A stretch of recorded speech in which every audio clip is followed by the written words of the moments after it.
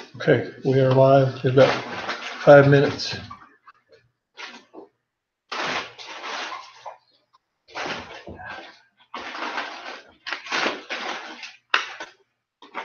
You have a good day today. Long. And what is it you do? Your real estate? Construction? I'm the overseer at buildings and grounds in Barry County. I oversee over 40, 50 years. I got 13 people under me. I go to Winder to get my hair cut. The girl that cut it down was down here. They live in the Winder area now. So she could get it's like going to the hospital. There's a house on the left. Tony, I owe you an apology for That's not okay, responding quicker than I did. I did actually send you an email here about an hour Matter ago. of fact, I sent it out last week, but it didn't go nowhere. Well, I got it. Evidently, when I sent it from my phone, I must not be in the area for it to go. No coverage, yeah. And then when I looked, I'm like, it was just a little thing up there. Yeah. It didn't go. Well, I got it this morning, but I didn't have my material with me. I buried in taxes all day. I think I figured it out. Well, if I understood the question, the comparison is Jeremiah and the cisterns and Pesher and Megar-Missavib, not these two against these two. It's left to right, left to right, left to right, not A to B to C. Okay, I think I got it. Yeah. Anyway, I sent you a response, and maybe we'll make that a little clearer. Oh. Anywho, now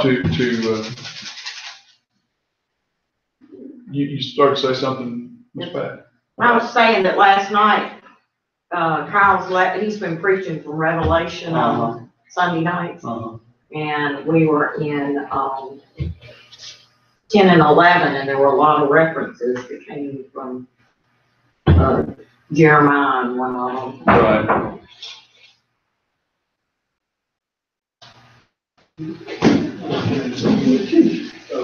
That's pretty good too. You had tea, Mom. Well, tea's a good thing. Yeah, that's pretty good too, man. Unless you like coffee. Well, I haven't had no sugar yet. When I was a child, I did not like tea. My aunts and uncles and cousins all drank gallons and gallons and gallons of tea, and my father never acquired a taste for it. And so I grew up drinking milk with every meal. Wow. Were she still alive? She passed about 3 years ago. But were she still alive, my mother's sister to this day would still put milk before me now. Wow. At a meal. And I have long since learned to drink tea. So do you still drink milk to this day? Not very much. That's usually how it goes. You know, When you drank something so long when you was growing up. Well, you get older. what I discovered as an adult, when I was a child, I went into the doctor probably twice every year for postnasal drip and all this kind of Milk stuff. helps. Well, come to find out, probably that was being around my mother who smoked steadily, not just 3 packs a day, but she smoked all the time. And that probably was a big contributor to that. But I'm also allergic to mold and mildew. I am And terribly things like that. I'm not allergic to pollen, so all this high pollen doesn't, other than just the mechanical, like dust in the air, it doesn't bother me at all. My wife, on the other hand, has been crying for a week. But They have me on Singular and Zyrtec year round. My wife and my children have it bad. what I discovered about milk, though, is that milk thickens your sinus drainage and stuff and aggravates anything like that. As an adult, and I kind of got away from drinking milk as an adult. We switched when I was probably high school to skim milk. That's about the time it got. Blue milk. I don't And think. if they come out now and said that you need the whole milk, because the whole milk allows you to digest the milk better. No, I can't drink that. Well, what I couldn't drink was my grandpa's milk in the farm with all the cream in it. That was too rich. Lactose milk. Yeah, I can't use some whole milk. My wife's dad was lactose intolerant too. he's living with boxes right now. Boxes everywhere. He's moving In this two week. houses, I got boxes in two houses. I've just been through that. Okay? Are you sleeping in the new one or the? No, yeah, we're moving everything else Saturday. Yeah, I saw that, they sent I out don't envy you. Oh, I love it. we have a It's my deacon over 14th moving move. here, You have a what? a deacon that's in charge of people who need to move. You start a moving company. Wow. He's So really they good. gather up members to help? Yeah. I'm probably, between my moves and helping people, I've probably moved 25 to 30 times. I was gonna say, I have, Yep. in the 38 years that Lou Ann and I have been married, we have, and if you count one house to another in the same town, We did that too. we have moved, let's see, 1, 2, 3, 4, 5, 6, 7, 8, 9, 10, 11 or 12 times in 38 years. And that's just us moving. You remember what I said about we wave at U-Haul, because it's a preacher moving something? When I was growing up, my parents moved twice, but I found them both times. Oh. Yeah. I got When we kind of moved from Victoria here, we had lived in the same house for 13 years. And that was the longest either one of us had ever lived in a single house in our lives. I lived in the same house growing up for 22 years, and I married a preacher. What was I thinking? It was.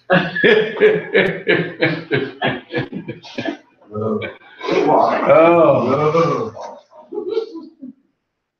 We, first 3 years. that in or complete Waynesboro, innocence. Waynesboro, Tennessee. Chapter was starting in, We will start tonight at chapter 42, Is where I lesson 6 actually, or lesson 5, whatever, whichever one we're on. 5, I guess, no, 6. Actually begins in the syllabus at chapter 43 or 44. But we'll start about chapter 42 by way of a little bit of background. and I've been thinking about fall semester. I usually have it set up by this time, but I hadn't yet. I'm thinking we're going to do Ezekiel. That'd be a good follow-up to Jeremiah. We've just done all the minor prophets. We've done Jeremiah, Ezekiel, then maybe Daniel after that. It would go hand in hand. We'll just cover some ground in the Old Testament. Well, we don't study the Old Testament as much as we do the New Testament. This is some good stuff. Well, You've done a great job there. well, thank you. I feel brutally inadequate in this, but We're getting I do I feel like I'm enjoy getting it. the gist of it, John. Well, I know the details. This is like Kyle's preaching from Revelation on Sunday night, on the series. There's no way, yeah, there's but he does a good job of just too much there. Kyle does a really good job. To be as young as he is, he studies well. And then in the morning time, he's doing a series. The whole year is called Failure to Launch, why we fail to do things for God. And this month has been our baggage that keeps us going. And he's done failure to forgive, hypocrisy.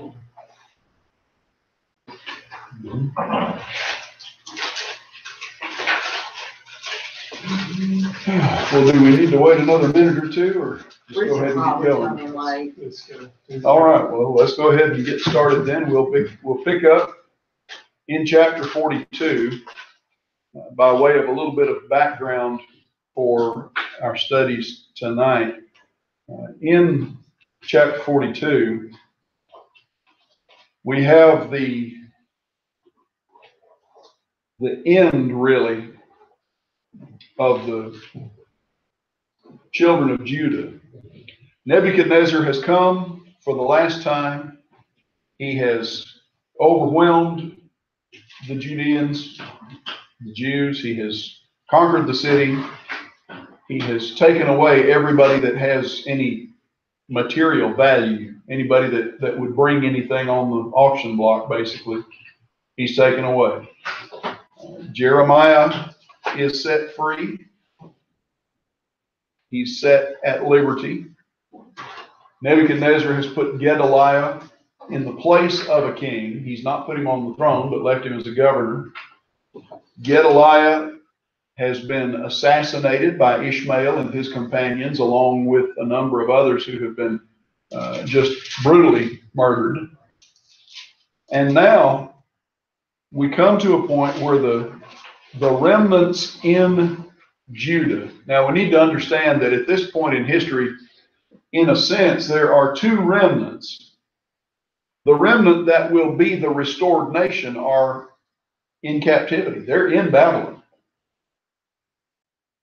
The remnant that is still in Judah after this final deportation, they're not the faithful remnant. They're just the dregs of Judean society. They're the leftovers that weren't worth the cost of the freight. They and maybe some guerrilla fighters that have hung out in the wilderness and now come back in after the biggest part of the Babylonian army are gone. They are the remnants of what had been the Jewish people in Judah. They are not a faithful remnant. They are not the faithful remnant that God promises to restore. They're just, you might call them the leftovers. At this point, chapters 39, 40, 41, you see the fall of Jerusalem. Chapter 41, the assassination of Gedaliah. 42, 43, 44, this is the aftermath. This is Nebuchadnezzar's final mopping up operations. He's not even there at this point. He's gone on back to Babylon. Nebuzaradan is in charge. Ishmael has been defeated. This is the end of Judah as a nation until after captivity. This is the ashes of what's left. So when we look at chapter 42, chapter 43, we're dealing with the remaining refugees. We're dealing with the folks that they're not going to Babylon. They're supposed to just stay put. They come to Jeremiah and say, we're afraid. We think that if we stay here, the Babylonians are going to come back and take vengeance on us yet again. Well, they've been smart the first time in not going to kill all the Babylonians. Yes. They could have come in and settled down and had a nice little life. Point well taken. Had they been sensible in the beginning and not fomented yet another little tidbit of rebellion and murdered some Babylonians in the process of assassinating Gedaliah and others, they could have had a peaceful life. But that generation were not notable for their good sense. Let's just put it mildly. They come to Jeremiah and their whole contention is that they think that the Babylonians are going to come in and wipe them out. They're afraid that they're going to be obliterated. Now, give them a little bit of credit from a worldly standpoint. In the lifetimes of these individuals, 3 times the Babylonian army has come to Jerusalem. In the previous 20 years, the Babylonian army has come and exacted a penalty every time they've come to the door, and the last time they knocked the door down, along with the rest of the city. So their fearfulness is not entirely without some basis. From a purely human standpoint, it does sort of make sense. What they're overlooking is that they've already been told by Jeremiah, stay put. God's will is just settle down. But they're not paying attention to that. So they come to Jeremiah, we want you to go and inquire of God, should we stay here or should we run away to Egypt? And we ended up last time talking about Israel's and Judah's tendency every time they get in a tight, uncomfortable spot. Where do they look? Where do their eyes go? Their eyes always go back to the southwest. They always go back to Egypt where they've been slaves. And Egypt, of course, has always been there to try to egg them along in unrighteousness. So now go ask God if we should stay here or if we should run away and take shelter in Egypt. And we promise, chapter 42, we'll swear an oath that we'll do whatever the Lord says we should do. Now that's important that we take note of that, because what's the response from God? Chapter 42, Jeremiah, after 10 days, God gives him the answer, and the answer is, stay put. Stay here in the land of promise. It's pretty devastated right now. It doesn't look very promising right now, but you stay here, and I'll take care of you, and things will be all right. So God's response really amounts to what? He said, you stay here. Trust me. I'll take care of you. Trust me. For once in your lives, trust me. But come to chapter 43. Just look at the first verses in chapter 43. Came to pass when Jeremiah made an end of speaking unto all the people all the words of Jehovah their God, wherewith Jehovah their God had sent him to them, even all these words, what happens? Here we have two more false prophets, basically. You're lying. That can't possibly be right. That's their response. They were so sure that God's will would be for them to go to Egypt because that's what they wanted to do. That's what they intended to do. That's what they're going to do. That when it came back otherwise, they accused Jeremiah of lying. Well, now let's think about the circumstance here for just a minute. It seems clear to me that these guys either don't know their own history and their own law, or they're so far from God, and probably it's a little of both, that they don't care what the law says. But go back to Deuteronomy chapter 18, and what did Moses say about someone who prophesies a lie? Don't be afraid of him. Don't believe him. One strike and you're out. Oh, and by the way, if he prophesies something and it doesn't come to pass, not only should you not believe him, he's a false prophet. And what do you do with false prophets? Stone them. Well, they didn't do that with Jeremiah. But they'd already chosen their course before the Lord's answer ever came back.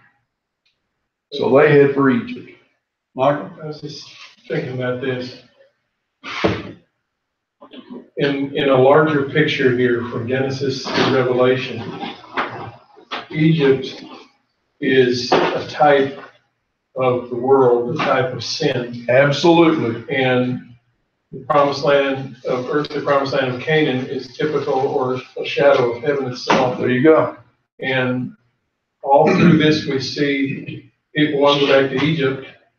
And today we see even Christians sometimes want to go back to sin. Wanting to fall back into the world. So, and Deuteronomy 4:20, Moses called Egypt a furnace. Yep. So that's what, as I'm looking at this, I'm seeing this is a lesson for all of time about God's people not listening to him. There you go. Once they've been redeemed, once they've crossed over into the hope of the promised land, as it were, becoming Christians, there are still some who want to go back to the furnace of Yep. sin. There you go. Because they feel it's safer there, it's more familiar there, it's more comfortable there. This is impressive the way this plays out. It is. It is. If you couldn't hear clearly what Michael was saying, the gist of it is that basically from Exodus at any rate, forward to the Revelation, there is a anti-type relationship between Egypt and the world and Judah, the promised land, and heaven. And there is a constant temptation within the church for Christians to look back to the way of the world and desire to go back to the world, just like in the Old Testament there was a constant temptation and a weakness for Jews, for Israel, to look back to Egypt and think, well, it was better there. It's interesting that you mentioned the furnace analogy in Deuteronomy. In the Old Testament era, we think of a furnace, what do we think of? That's the thing that heats the house in the wintertime. But in the Old Testament era, what was the significance of a furnace? Punishment. Well, punishment in the case of the fiery furnace. Every time. But the unproductive vines and things like that. well, it was a place where things would be burned, yes, but a furnace built as a furnace was something for refining. It was, we would think of smelting ore, but it was to heat metal, to concentrate heat enough that you could heat ore and produce pure metal.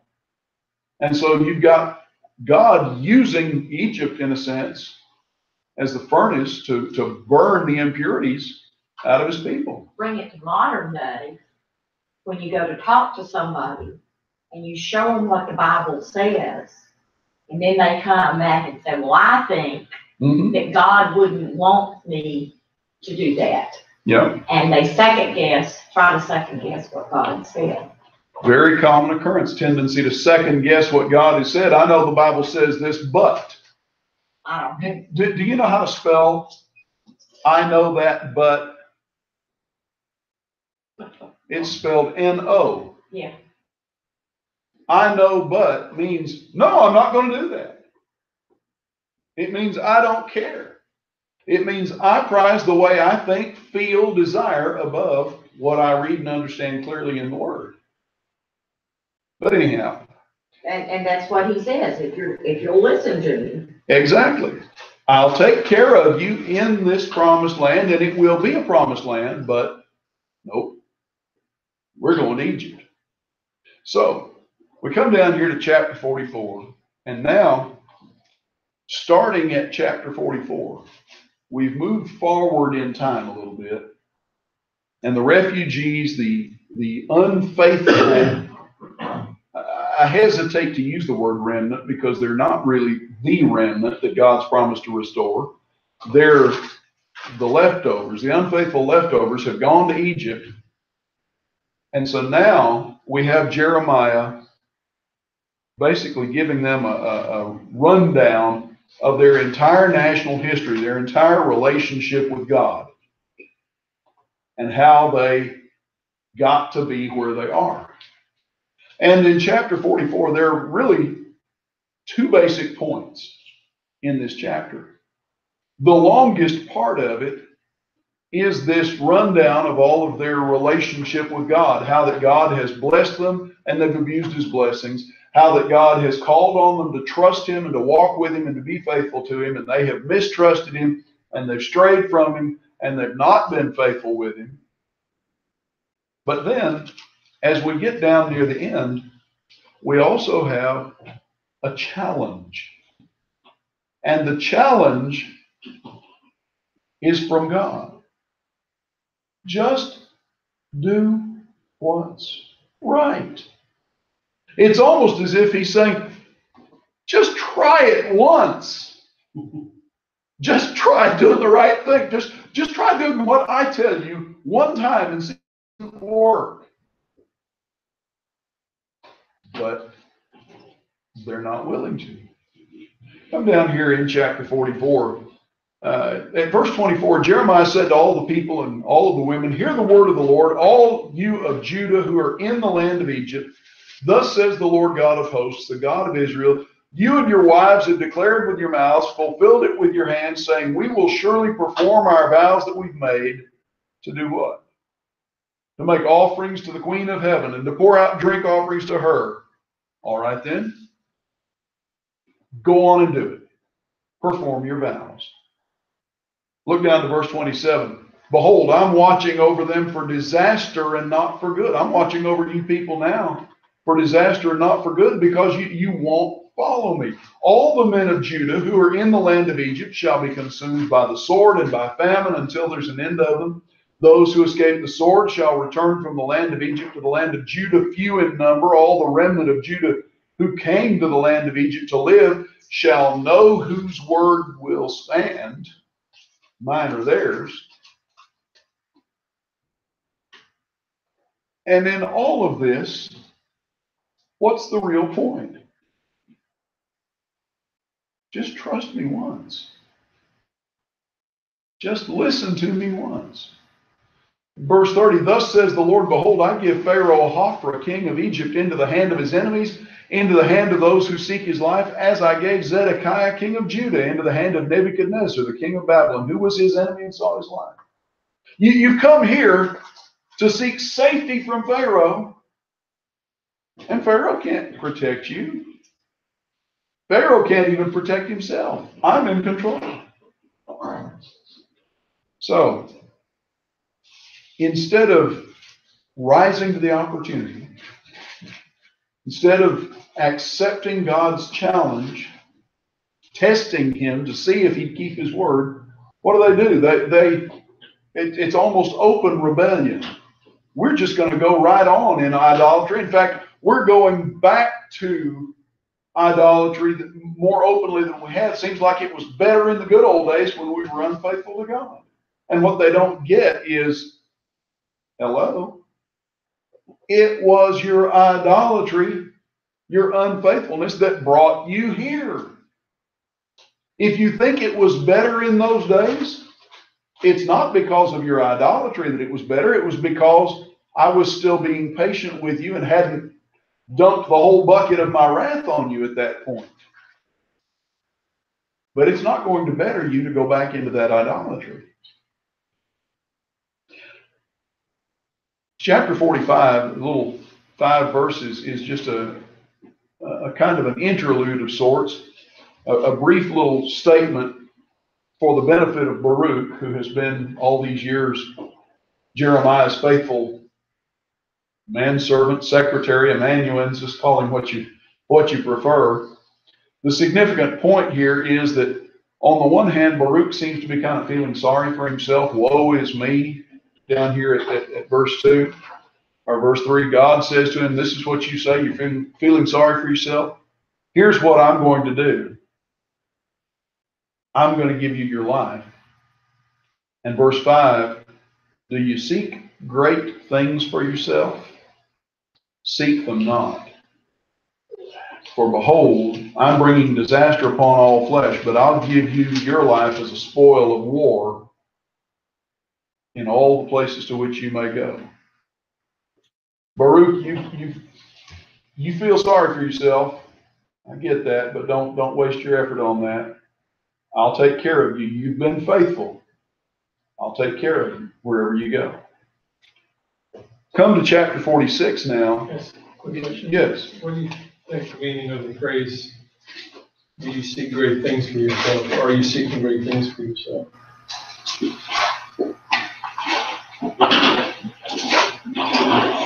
That would seem a little odd in the circumstance.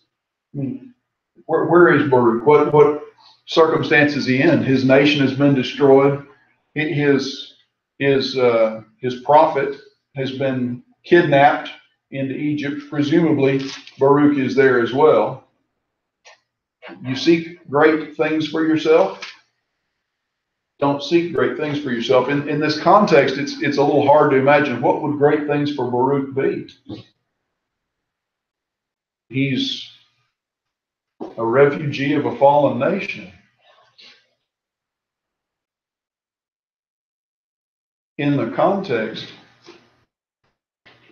in my judgment, God would basically be saying to him, you need to keep your focus on who and what you are instead of who and what you might have been, how different things could have been. Right before that, God says, behold, I have built, I am breaking down, I have planted, and I am plucking up. Mm-hmm. The whole land. I'm great, you're not. Yeah. And you see that over and over. Well, the corollary to that is, in a sense, God is also saying, when you understand that I'm in charge, that I'm in control, you won't worry about any of this stuff. Yeah. Because I'm as able to lift you back up again if it suits me as I am to pull you down in the first place. Rich. Well, and it seems, it started out with Baruch feeling very sorry for himself. And so it just seems like, as part of the conversation, less about Baruch going after great things, but more aspiring for or desiring great things. Well, not so much, trying to plunder or get a booty, but rather, don't think that you're going to get all kinds of great stuff. Well, go back to the beginning of the chapter. 45. Look at the timing. The word that Jeremiah the prophet spoke to Baruch the son of Neriah, when he wrote those words in a book at the dictation of Jeremiah in the 4th year of Jehoiakim. This dates back to that time when he writes the scroll, goes and reads it, the elders bring it to the princes, and they have it read in the throne room, and what does Jehoiakim do? Just carve it up and burn it. Who is the queen of? The queen of the south? Of the heaven. Queen of heaven? Yeah, says in ESV. That is a reference to Egyptian idolatry, most likely, if memory serves me. That would be a reference to Ashtoreth or Ashtorah, singular versus plural.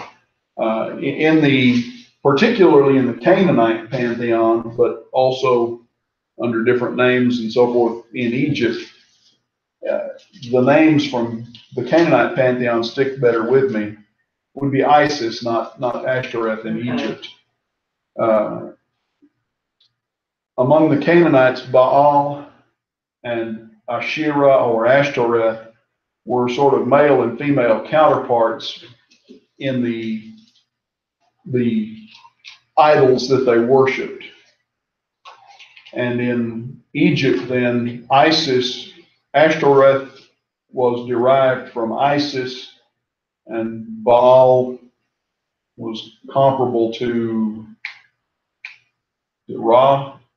Mm-hmm. I forget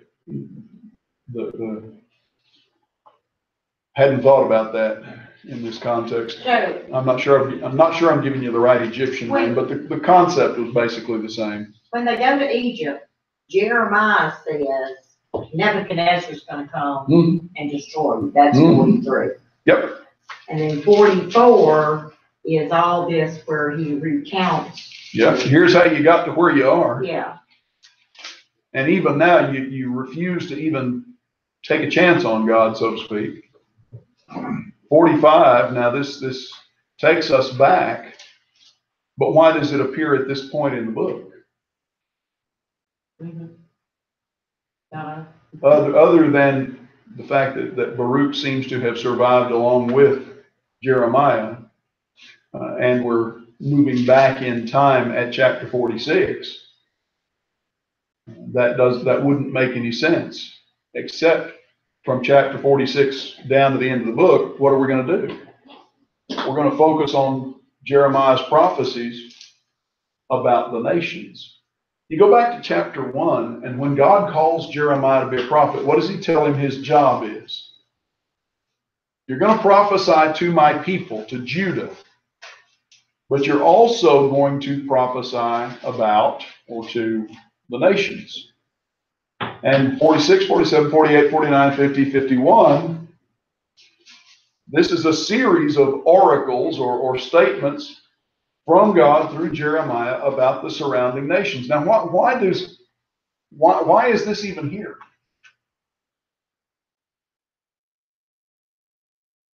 Why are these prophecies that really, in one sense, don't have anything to do with Judah or God's people, directly at any rate? Why are these prophecies here? Well, even though Judah was God's people, God still desired a relationship with the other nations. Okay, number one, just because Judah were the remnants of God's chosen people does not mean that he didn't give a fig about the rest of humanity. He always cares for everyone. Number two, God specifically told Jeremiah, I have something to say to the nations around through you. So here we have some of what he had to say. Number three, for Judah's sake. What do the Jews, both in Jerusalem and Judah and in captivity, mostly with Ezekiel, what do they constantly come back to every time Jeremiah or Ezekiel or Zechariah or somebody comes along and gives a prophecy about Judah that they don't like, that God is going to punish them? You're lying. That can't be right. God loves us. The temple is still standing. That means that we're okay with God. Then he takes care of it. And then he takes the temple down, and they have to come to grips with the idea that God could do such a thing and still care about them, because they want God to be that temple. They want him to be in there in that temple. They think of him in a very localized way, just like the heathen around them think about their idols. How many times in the history of national Israel do they go to conflict with their neighbors, and somebody says, well, theirs is a God of the hills and our God is a God of the plains, so let's get them down here on the plains where our God is stronger than their God. Well, our God is stronger in the mountains than on the plains. Let's get them up in the mountains where our God is stronger. You know, they have this colloquial, this localized concept of God. They struggle with the idea that he can be God over everything and everybody. And so here, as we see, start at chapter 46, Jeremiah takes us back to the time of Jehoiakim. We're going to jump back 20 some odd years from the destruction of Jerusalem at chapter 46. And from here forward, all of these prophecies moving from Jehoiakim down to Zedekiah, these prophecies intersperse between the events from chapter 1 down to chapter 44, which tells us during this whole time frame of Jeremiah pleading with Jerusalem, pleading with the kings, pleading with the prophets, pleading with the people, every time they're saying, well, God can't be that mad at us. He ought to go punish the Moabites. They're much worse than we are. He ought to go punish the Ammonites. They're much nastier than we are. What about those Philistines with their Dagon idol? He can't be fair and punish us if he doesn't punish them first. Well, all through these prophecies, what is Jeremiah doing? God is giving him prophecies about the neighbors too. Basically, it seems that every time they say, wait a minute, it wouldn't be right for God to punish us till he takes care of them, along comes another prophecy. Here's what I'm going to do to them. Now, mind your own business and get straight with God. Right? You're making me think of what he said back in Jeremiah 10, where in verse 7 he says, Jehovah is the King of nations. That's right. That applies to what you're saying here, but also before that verse and after that verse, he's telling Israel or Judah, here's who those nations serve. They're cutting down trees and making idols out of them, calling them gods. It's silly who they're serving. You're serving to the King of nations. Why do you want to be like them? There you go. Well, how does it make sense to be like people that don't have sense enough to recognize the God of heaven? But that's what they wanted. Do what? They have great wealth, and that can blind some people to thinking that they must be doing things right. Funny you should say that. not to get too far afield, but all we have to do is back up about 300 years, and what do we find? Here's Solomon, probably the world's first and only trillionaire, more wealth than he knew what to do with. Had he kept faith with God, had his descendants kept faith with God, where would all that fabulous wealth have stayed? Here in Jerusalem. We'll go back further to Samuel. Yeah. We want to be like other nations. But that was the prophecy of 1 Samuel chapter 8. Give us a king so we can be like them. Isn't it ironic that the very first earthly king they had, Saul, who, by the way, was who they chose, not really who God chose. One of the things they specifically said, we want a king to go out and lead us in battle. All right, we go to war with the Philistines, and where is Saul? Saul is not on the front lines. Saul is not even in the rear guard areas in the tent. He's back in the palace. He's been a teenager to do a man. And David winds up leading the battle. And then David repeats it with the issue with Bathsheba. Yep. When he should have been out. He ought to have been out with the army. Yeah.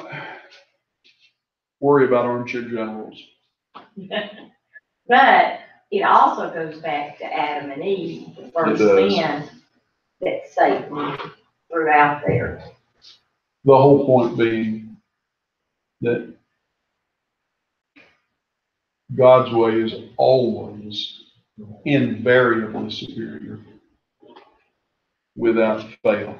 Well, here in chapters 46 through 51, we don't have exact dates. We have a time frame from Jehoiakim down to Zedekiah. So that takes us from about 606, 605 down to somewhere in the early 590s, maybe as late as 589 for the time of these prophecies. Now, we have no way of knowing with certainty if they are in chronological order. It does seem that one of these prophecies in chapter 47 may be out of order, the prophecy against the Philistines, because what do we find in chapter 47? It's dated before Pharaoh struck Gaza, before Pharaoh smote Gaza. Well, when did Pharaoh strike Gaza? We've got two possible time frames that fits. About 609 BC, which is before Daniel was taken into captivity, you have Pharaoh Necho and Nebuchadnezzar meeting in conflict at Carchemish.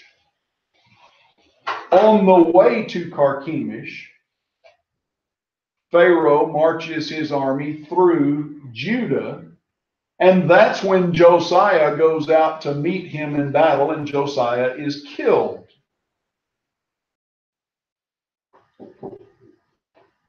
However, later, after the destruction of Jerusalem, we find Pharaoh Hophra, who is Necho's grandson, going forth to meet Nebuchadnezzar's armies in the 580s down to the early 570s, and getting whipped, by the way. And it could correspond to that time frame because he marched through the same territory again. You'll find, if you go take out a dozen commentaries on the book of Jeremiah, you'll find them divided, the commentators divided about which Pharaoh this refers to. Kyle and Delitzsch, that are mentioned in the notes here, think that applies to Hophra after captivity has begun. And Kyle and Dalich are pretty solidly conservative in their approach to things most of the time. But most of the commentators that I have studied through the years tend to identify this with Pharaoh Necho, the earlier date, which would then date this prophecy much earlier. Does it have any significance for us in terms of which one it is? Not really. Either would fit. God promises to destroy these nations as we go through these chapters. We'll come back and go through them in some detail in a minute. But he promises to destroy them because of their sin. He's not going to bring them back as nations.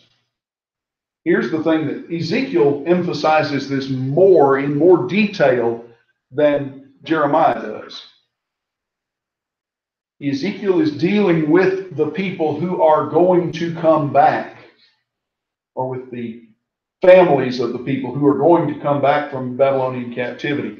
Jeremiah is not. Jeremiah is dealing with the people that ought to have stayed put and been there to welcome them, but wouldn't. And so Jeremiah doesn't deal with this as much in detail, but God, especially through Ezekiel, emphasizes, look, I'll judge these nations. I'll give them what they deserve. They will never rise again as nations. You, Judah, will. That's the difference. Now, in this whole Middle Eastern area, what we need to recognize is that when Judah goes into captivity, these other nations are not just free and independent. They're under the Babylonian thumb too.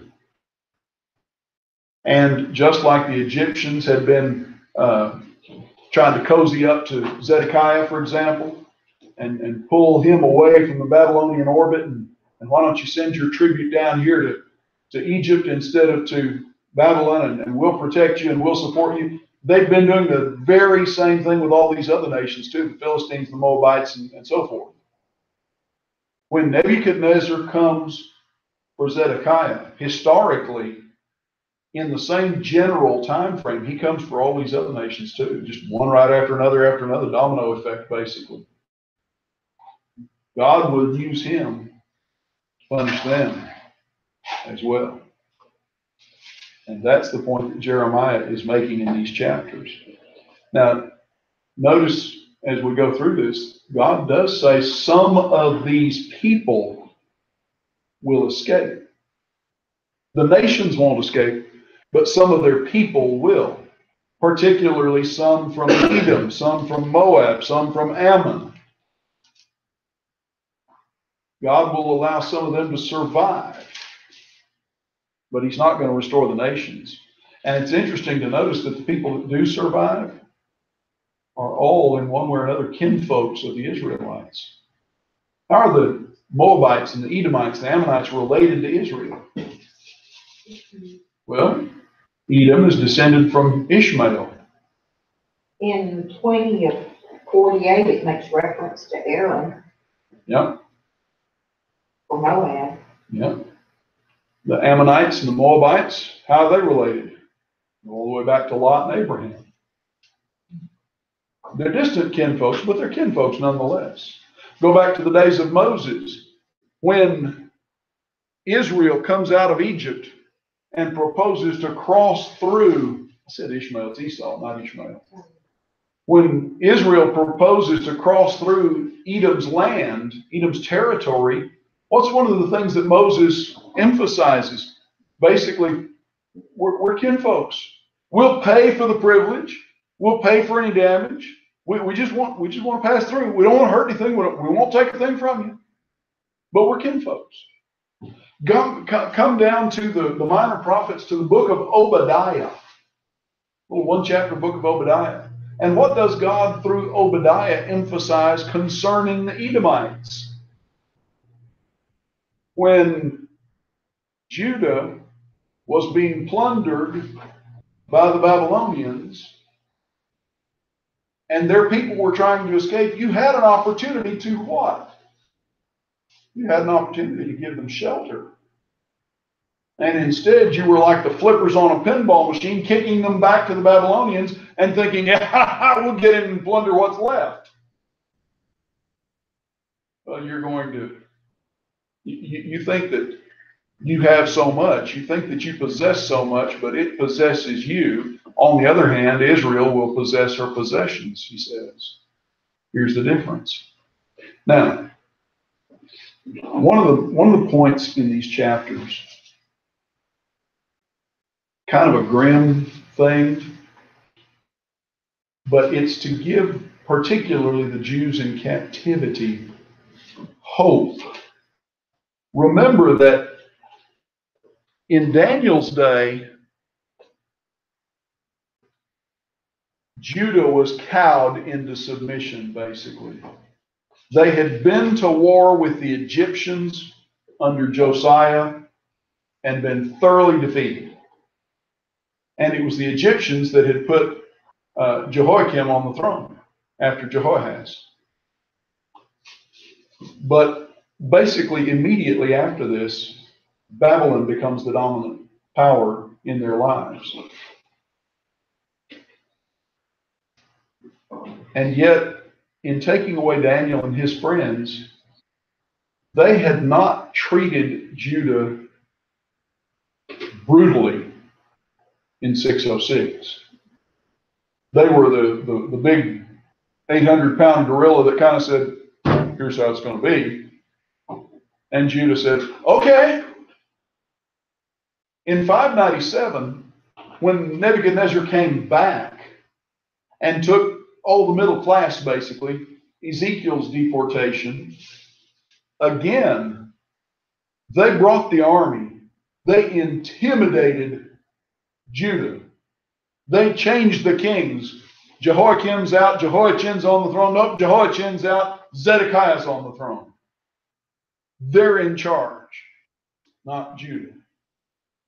But even then, although they were very intimidating, they weren't particularly violent or brutal. It was largely a bloodless exercise. In 586, it was altogether different. 586 was a bloodbath for Judah. When Nebuchadnezzar and the troops came in, they demolished pretty much everything in sight. Every town, every village, every field, every vineyard, everything that was in their path, they demolished, including Jerusalem. By the time they got into Jerusalem, they had laid siege to the city for months and months. And by the time they finally broke through the wall and got into the city, the army was, the Babylonian army was effectively out of control. They were in the middle of bloodlust and pretty much killed everybody they laid hands on. Now, in placing these prophecies here as kind of the summation of the whole of Jeremiah's prophetic work, he's not only showing all of these nations that Israel had fussed about and tried to hold up like spoiled children. Well, what about them? What about them? Not only are they going to get their comeuppance, but also Judah gets to see that after they have been ultimately treated with vile cruelty by the Babylonians in the end, Babylon will be judged as well. God will not allow their excesses to go unpunished either. So, let's go back momentarily, back to chapter 42 for just a second, 43 rather. In chapter 43, you start at verse 8, and Jeremiah makes an announcement. And the announcement really is God in verses 10 and 11. It's very simple. I'm sending Nebuchadnezzar to Egypt. The remnants of the refugees are determined to go to Egypt. They think they'll be safe there. God says you won't be safe there. I'll send sword and famine and pestilence after you. But if that's not enough, Egypt won't be safe in Egypt either, because I'm sending Nebuchadnezzar and the Babylonians there. And he might as well have said, just like they whipped Necho, now they're going to whip his grandson. Egypt will never, ever be a significant military power again after the days of Josiah. On the stage of world history, from that time frame to this, they've never been a significant world power. In chapter 44, yes, ma'am. In chapter 43 mentions that God tells Jeremiah to put stones in the bricks, and the bricks at the entrance of Pharaoh's house, I believe. Yep. And that, then Nebuchadnezzar will have his place there actually in the future. And that's such a long-standing kind of a thing. It makes you wonder if there's been any proof of a house of Pharaoh or its ruins at the city, Tappanese, where there's stones put into the bricks. I don't know. I don't know what archaeological evidence there might be there off the top of my head. Michael, do you know anything on the subject? That would be a worthwhile something to go suss out in the library or online or something. Although Just have to note that says an archaeological evidence what has corroborated the influence of significant populations of Judean refugees during this time. Okay, so there's evidence of the Jews being there. I don't know about the stones and the bricks, but the one caution to that is beware of Wikipedia. It's not a reputable academic resource. No. But in chapter 44, you come over here and the admonition to the escapees, to the folks that think they have succeeded in surviving, really is twofold. Listen and learn. And those are the two things that they're absolutely not willing to do. They've gone to Egypt. They've violated God's will. They're more afraid of Nebuchadnezzar than they are of God, failing to recognize it was God that brought Nebuchadnezzar on them in the first place. But now, listen and learn. Oh no, we're not going to. Anything but that. God emphasizes through Jeremiah, look, if you do this, if you go to Egypt, you're going to be destroyed. It will be comprehensive destruction. There will only be a few who escape destruction. Oh, and by the way, nobody's going to escape. So it's a moot point in a sense. There will be, in verse 28 of chapter 44, there are a few who actually survive, but that just reinforces the point that there was no safety for them there. God will punish them. Really, in verses 20 through 30 in chapter 44, the point is God even in Egypt. God is God everywhere. And that was the thing that they struggled to wrap their heads around. They just couldn't seem to get that into their minds. Now, you come to chapter 46, and I know we're up to about break time. Well, in fact, why don't we just go ahead and take our break at this point? We'll take about a 10-minute break, and then we'll come back and start in chapter 46 and look at some of the details there. We'll take about a 10-minute break. Do take note of the assignment, those of you who are taking the class for credit. This will require you to dig up a Bible encyclopedia, the International Standard Bible Encyclopedia, something like that. Go to the public library maybe, or get online. Go to studylight.org, studylight.org. That has a lot of good references available if you want to do it online, somewhere like that, and find the historical information you can about the battle that's mentioned in Jeremiah chapter 46 and verse 2. Jeremiah 46 verse 2, about Egypt, or prophecy concerning Egypt, concerning the army of Pharaoh Necho, king of Egypt, which was by the river Euphrates at Carchemish, which Nebuchadnezzar, king of Babylon, defeated in the 4th year of Jehoiakim, son of Josiah, king of Judah. So, go find what you can about the Battle of Carchemish here, and the significance that it plays in world politics of that ancient time. We'll take about a 10-minute break. Did you see that Kerry and his wife had their baby? 3 little girls. You remember Kerry, Tony? He and his wife came from Duluth. Yeah. They're down in Madison. Oh, Yeah, that's where he's preaching now. They had a baby April this year. Pretty little girl. Brought some cookies, heart healthy oatmeal with digestive system fooling raisins. So you're panning them off, huh? I had them at work today. They had Jimmy John's and they ordered about 10 times too much food. I'm embarrassed to say. Well, I say, saw that isn't- label, but don't say Jimmy John's cookie. Cookie, Huh? isn't cookie and heart healthy in the same I thought sentence? oatmeal Doesn't in that it. constitute an oxymoron? No, it's got oatmeal in them. It's got oatmeal, molasses, Well, then it's gotta be. raisins. That sounds like a horse treat. Well, what was funny is they had this big box of Oh, we cookies brought more. at like 5 o'clock. I'll make the cookie. And I heard somebody saying, you should just take a bunch of those home because they're just gonna go in the kitchen.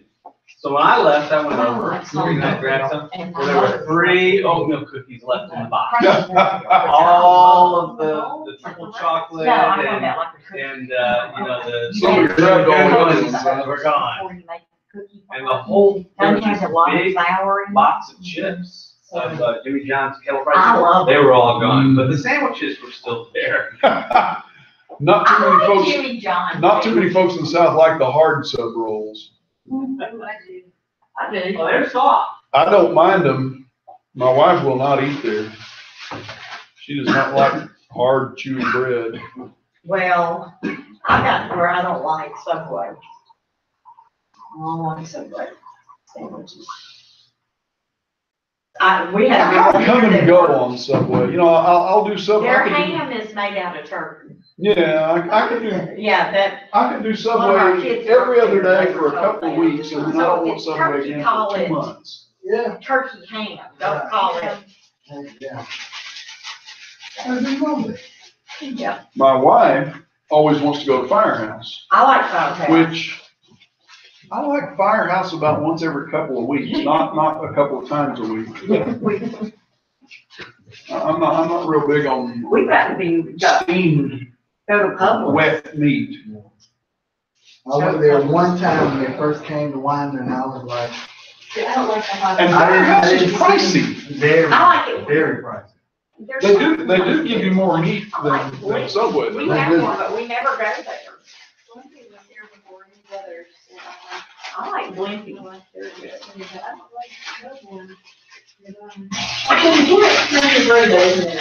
I like Ingles, and we never go to Ingles, they have good. So does Kroger's, they have good stuff. And, Ed's Publix has hot roast and pork roast in Yeah, Ingles Alabama. has a hot food bar there Yeah. in Fayetteville. A lot of folks go there at lunch. I'm just around the corner from the church house, and I never think to go there. It's just not, Well, Ed, eating at a grocery store is just not on my well, radar. Ed's single, so go find a good hot meal that he can bring home. Yeah, He does chicken and broccoli when he does. That's his go-to on the George Foreman. Well, I would have brought the sandwiches, but you know, they've been there since Yeah. lunch. right. And I get a little leery of. Let's look in the refrigerator in here. That's the refrigerator. 2 giant cheesecakes unopened, and on the top it says for Devo on April 15th. I think, wait, this is the 16th, it's free game. Fair game, fair game.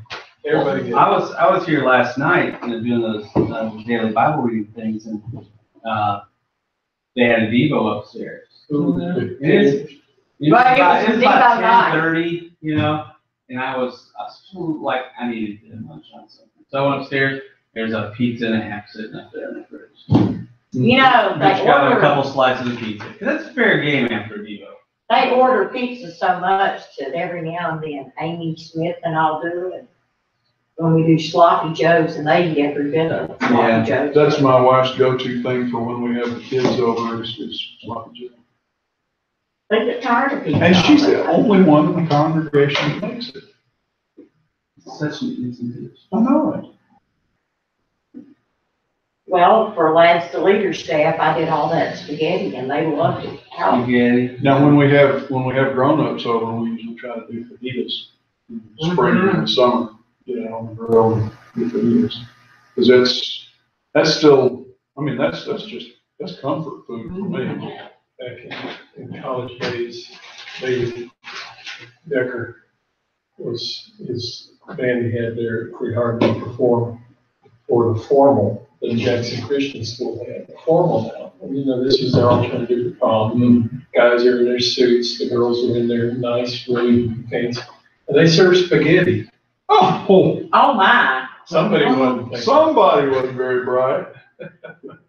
it's different to do a staff that's in blue jeans. Yeah, I'll never forget him telling me about that. He said, we serve spaghetti.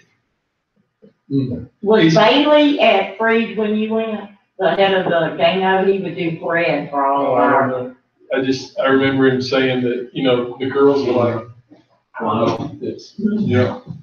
We would say, give us our Bailey bread.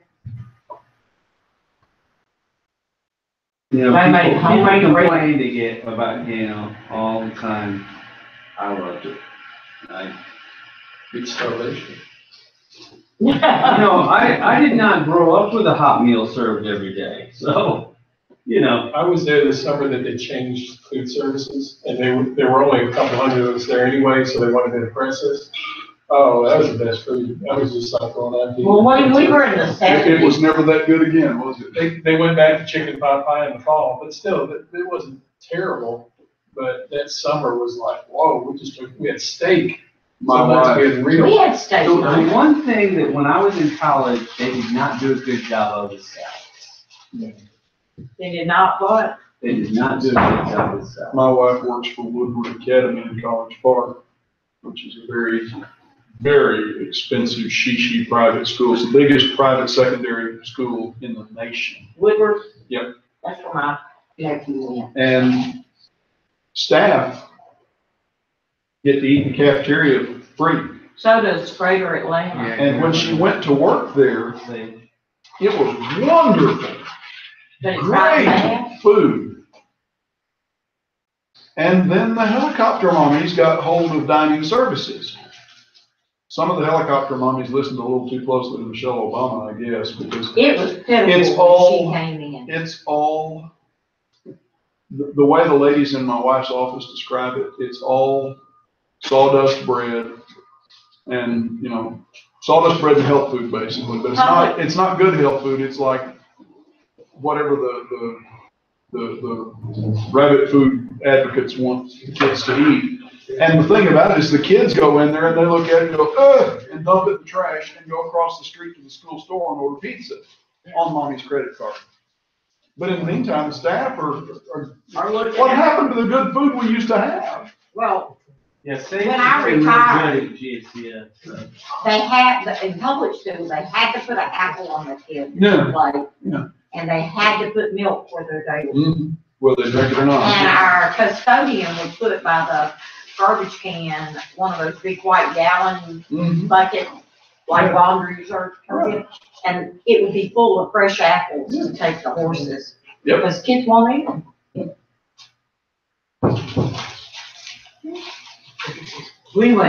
Lunches went down during that time, so bad for the kids. Sage didn't give into it. Sage has always had like 6 selections for the kids, full salad bar. Well, good. Rebecca said it's been really good since Sage took over.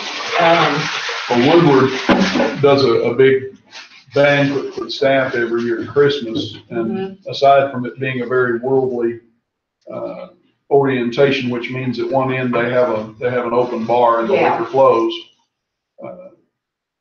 They really put on the dog as far as their food is concerned, and that's when the dining services people really get an opportunity to shine. And it is excellent food.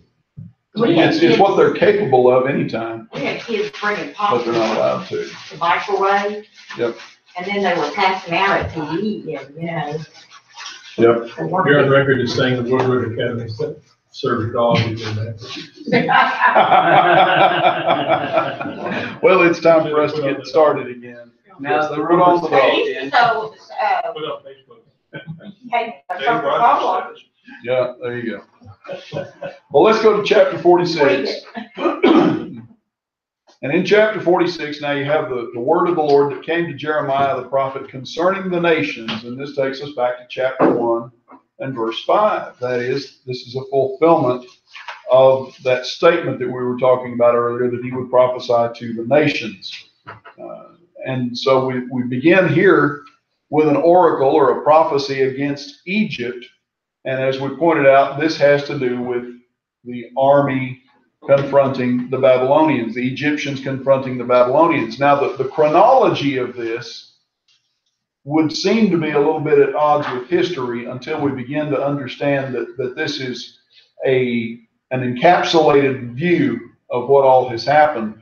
Historically, the conflict between Nebuchadnezzar and Pharaoh Necho took place about the year 609 at Carchemish, but it was not a one-day engagement. It was a multi-year series of battles. We find Josiah, the king of Judah, actually falling in battle at Megiddo, the plains of Megiddo. By the way, that's the root of that statement concerning the plain of Megiddo, or Armageddon in the Revelation, the plain of Megiddo there.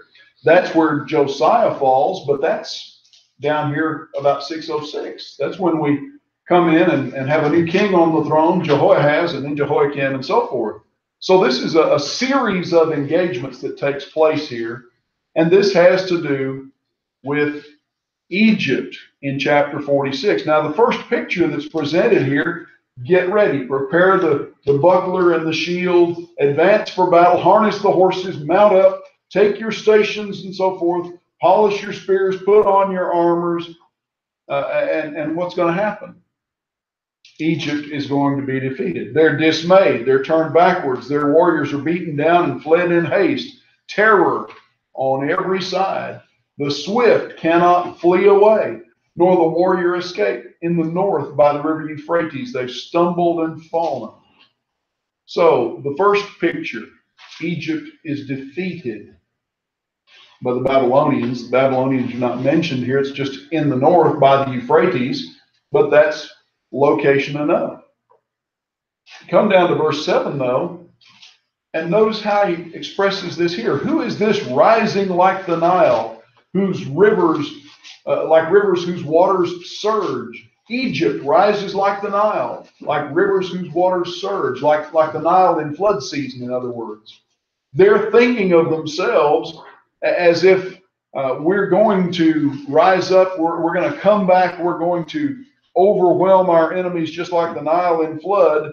And in fact, what's going to happen? They're not going to be like the Nile in flood.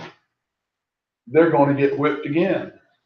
God has other plans for them. They're warned about the danger of their wickedness. The whole ancient world was being warned about the danger of its wickedness. How many times in history did God warn the Gentile nations about the consequences of their actions? We have a perfect example of this in the little 4-chapter book of Jonah. Jonah prophesied to the children of God before the events of the book of Jonah. But who is he addressing in those events? Nineveh. Nineveh, which is which is what? What people are we talking about? Ammonites, isn't it? The Ninevites, the city of Nineveh was the capital, or one of the capital cities of the Assyrian Empire.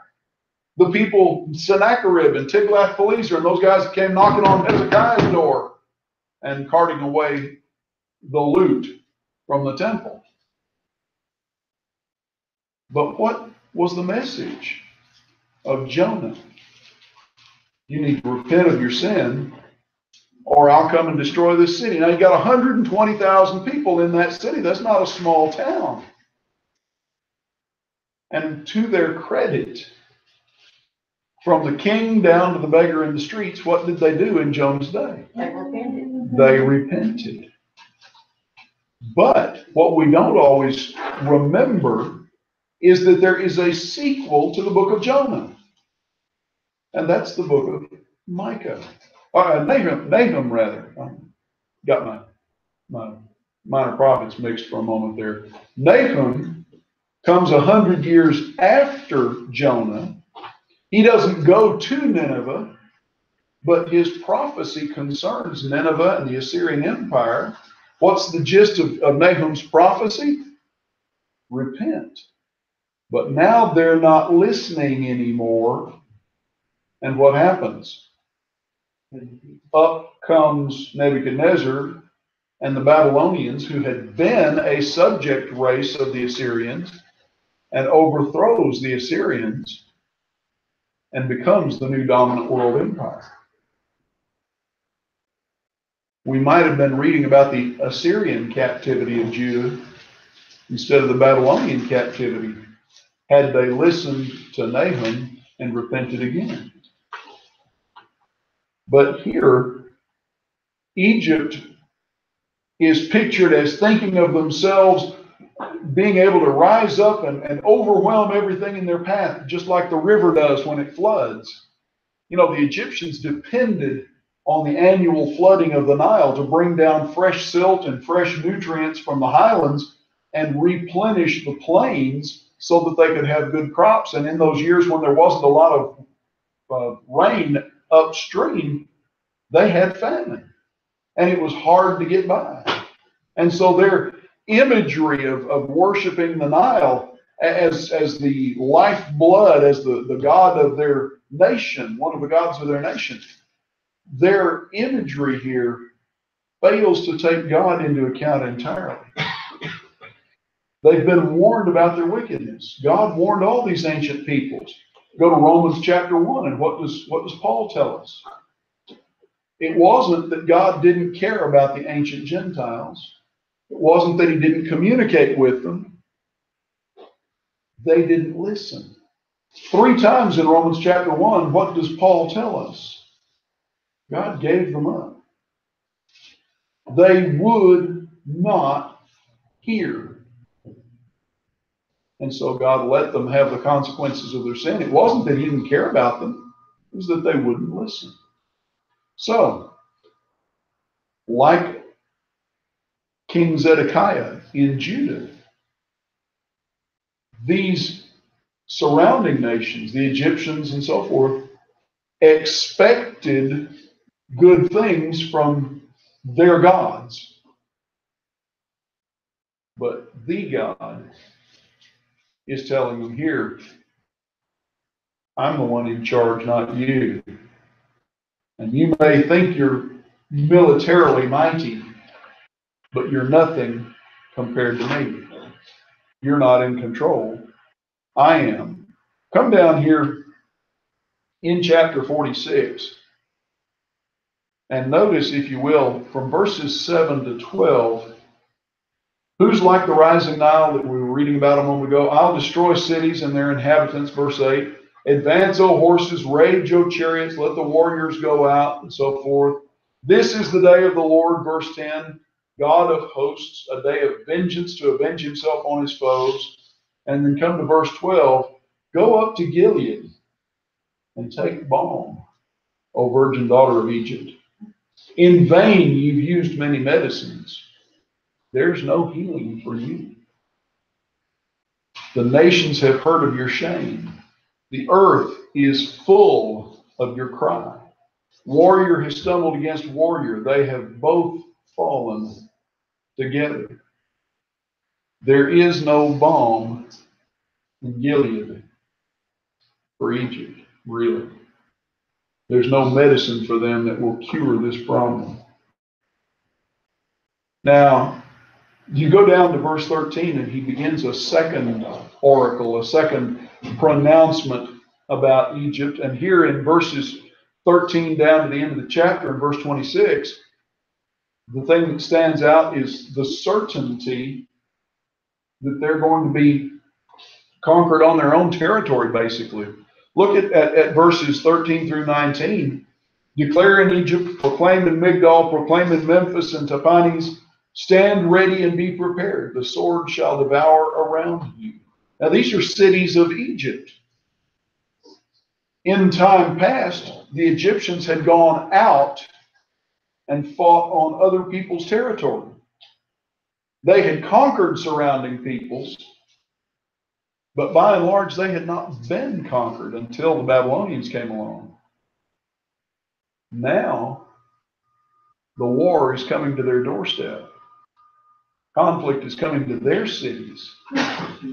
The point has been made in more recent history that North Americans really have no concept of the suffering and the horrors of war because we've never really been exposed to it since the time of, at least since the time of the Civil War and before that, the Revolutionary War.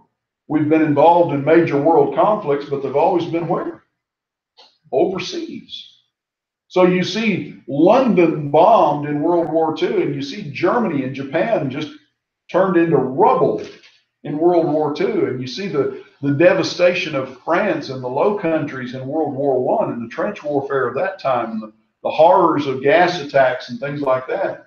Our people can't relate to that. Well, the Egyptians of this era, they're kind of like the North Americans of today. They'd never had anything like the horrors of war right on their doorstep. But Jeremiah is prophesying that's about to change. And you need to know that it's the God of Israel who's changing it.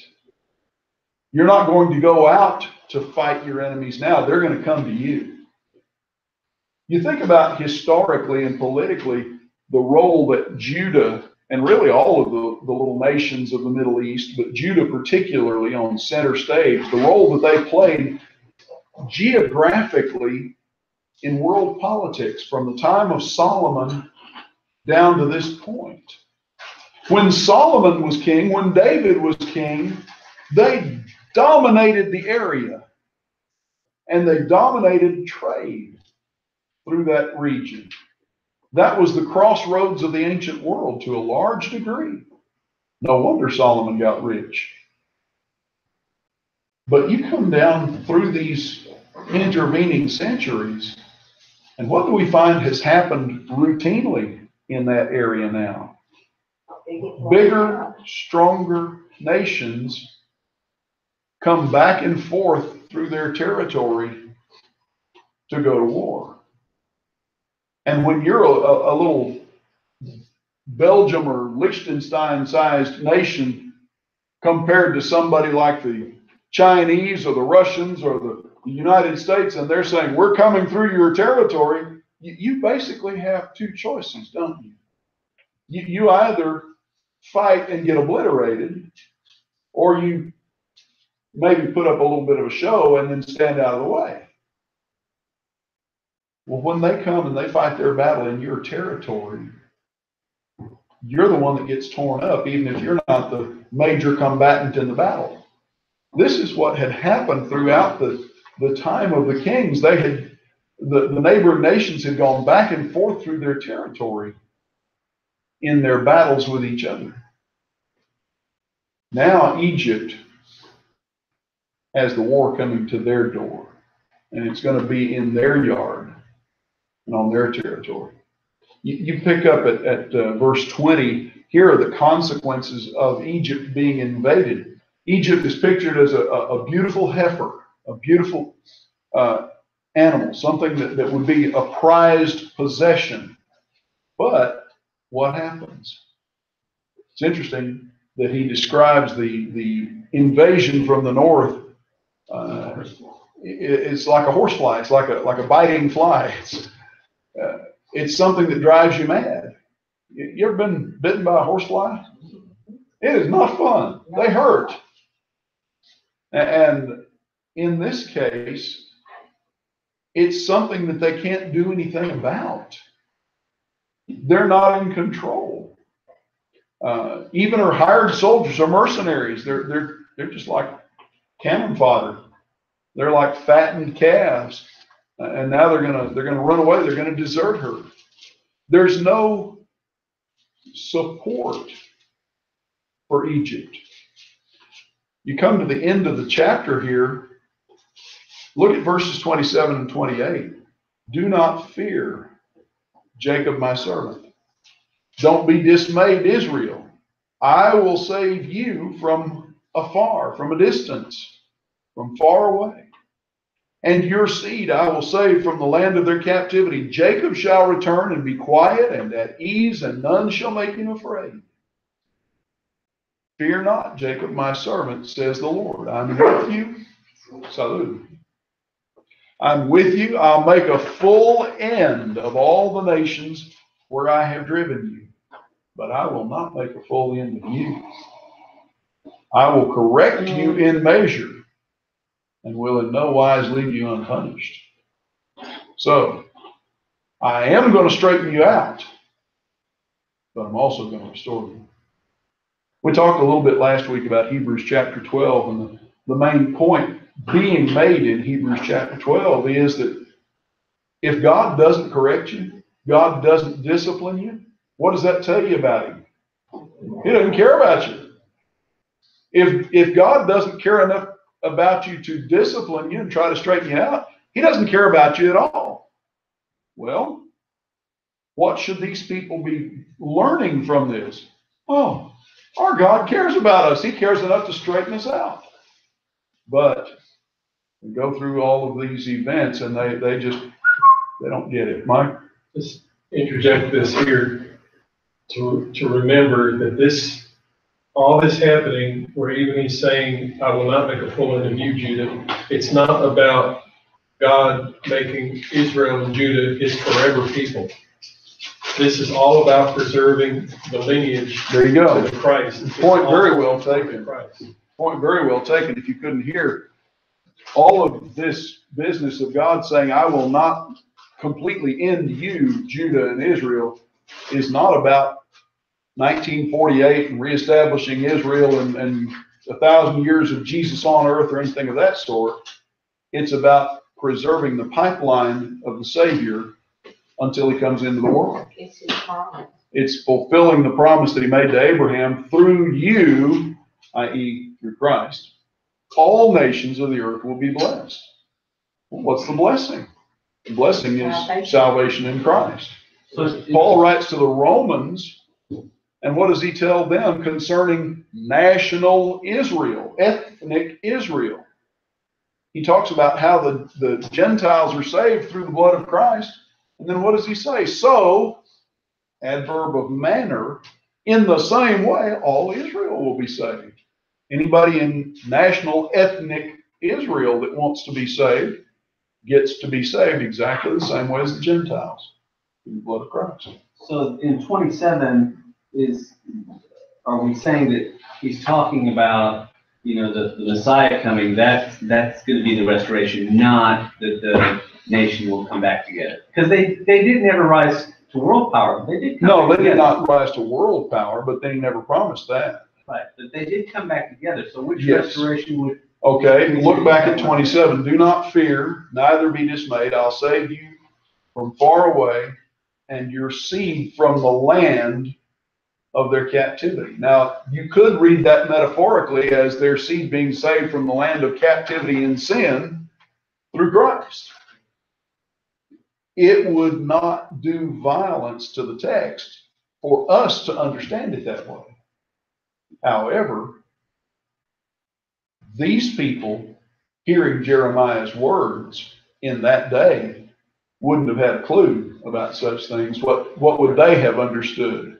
They would have understood national, ethnic, local application. And it would have been perfectly in keeping with what God was saying for them. Go down to 536 in the decree of Cyrus, the Medo-Persian Empire. What was the decree? Judah, you can go home.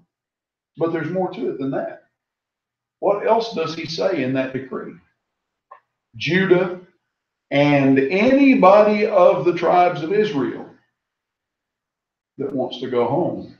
You think about it, the Medo-Persians inherited the Jews from the Babylonians.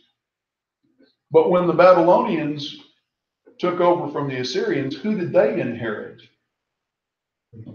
They inherited the 10 tribes of the northern kingdom of Israel that had been scattered as colonists throughout Assyrian territory. So even though they were there because of their idolatry and unfaithfulness, they're still kinfolks. And so along comes Cyrus 200 years after Isaiah prophesied it and says, anybody connected with this, basically, can go home, can go back to Judah. Overall, comparatively speaking, not many of them did, but enough to reestablish the city and the temple and so forth. Wow. All of this is a part of the overall plan of God in preparing the world for Christ to come into it. Absolutely. So, when you look at the earlier history, it is tribal wars. We have the season, planning's over with, harvest is over, now we go out and fight, and we see what we can take from our neighbors and expand our territories and so forth. And then you started getting the larger domains taking place. And we're now at this point where that's happening. That will ultimately, as the navigators really looks even south and so forth. All that takes place. And so the world is changing. And no longer is the hometown, it is now a nation. So we go basically from city-states warring against each other, Jerusalem versus Bethlehem a couple of miles away, to illustrate, not literal events, but comparison. We've gone from villages and small towns to bigger towns, and from bigger towns then to nations. And now not just nations, but what do we come to with the Egyptians and the Assyrians and the Babylonians? And now we've come to empire. As you said, Daniel's day, Nebuchadnezzar sees the image of the dream of the image, golden head, silver breast, and so forth, down to iron and clay feet. What's the significance of that? This is God's influence in human society working to come to a point that by the time Messiah comes, guess what? We have much of the inhabited world that is dominated by a government that allows for rapid travel, comparatively speaking, rapid communication, relatively speaking, a common language, a fairly consistent set of laws across all of the Roman Empire and dominating areas outside of the empire.